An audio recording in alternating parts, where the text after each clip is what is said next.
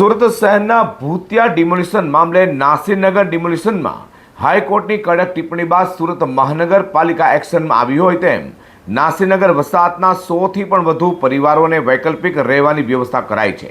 તો હાઈકોર્ટે મહાનગરપાલિકાને સોમવારે તમામ દસ્તાવેજો સાથે હાજર રહેવાનો આદેશ પણ આપ્યો છે. સુરતના કતારગામ દરવાજા નજીક આવેલા નાસીનગર વસાહતમાં થયેલા ડિમોલિશન બાદ અનેક પરિવારો ખુલ્લા આકાશ નીચે રહેવા મજબૂર બન્યા છે.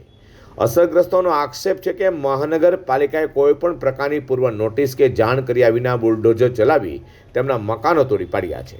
આ મામલો હાઈકોર્ટ સુધી પહોંચતા જ કોર્ટે સુરત મહાનગરપાલિકાની કામગીરી પર આકરી ટિપ્પણ કરી છે અને આગામી સોમવારે તમામ સંબંધિત દસ્તાવેજો સાથે હાજર રહેવાનો નિર્દેશ પણ આપ્યો છે.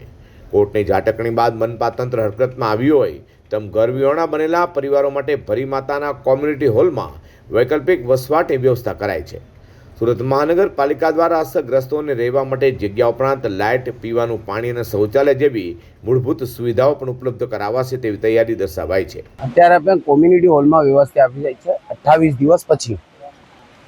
કોને આપી આ મહાનગરપાલિકાએ કતારગામ ઝોનથી લેટર આવેલો હતો અમને કાલે રાત્રે કે તમને કોમ્યુનિટી હોલમાં વ્યવસ્થા આપેલી છે, પણ અહીંયા અમે આવ્યા ને સિવાય છતની બીજી કોઈ સુવિધા અહીંયા દેખાતી નહીં. કેમ કે અહીંયા ટોયલેટો છે એમાં પાણી નથી છે, ટોયલેટોના નળ તૂટેલા છે અને પછી અહીંયા પાથરવાનું કોઈ વસ્તુ નથી.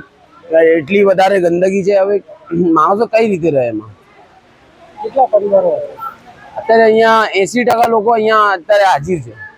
સરકાર પાસે અમને માંગ છે કે જે રીતે અમે અમારી તો એક જ માંગ છે જે છે કે અમને ઘર આપી દો અને બીજી વસ્તુ તમે અત્યારે રહેવાની જગ્યા આપી તો અહીંયા સગવડ તો તમે આપો. કોઈ માણસ અમને જોવા માટે અત્યારે લગીને આવ્યો નહીં, એસએમસીથી નથી આવ્યો, કોઈ નથી આવ્યો. પીવાનું પાણીની વ્યવસ્થા નથી કરેલી છે. ત્યાં અમે લોકો હતા ને ત્યાં એનજીઓ વાળા અમને બહુ હેલ્પ કરતા હતા. ચા પાણી, નાસ્તા, જમવાનું, બપોરે સાંજે બધી વ્યવસ્થા અમને ત્યાં હતી. અહીંયા કોમ્યુનિટી હોલમાં ખાલી છત આપેલું છે, અમને બીજી કોઈ વસ્તુ આપેલી નથી. ત્યારે હવે આગામી સુનાવણી દરમિયાન મહાનગરપાલિકા કોર્ટ સમક્ષ કયા દસ્તાવેજો રજૂ કરે છે અને આ સમગ્ર મામલે કોર્ટ શું નિર્ણય આપે છે તેના પર સૌની નજર રહેશે.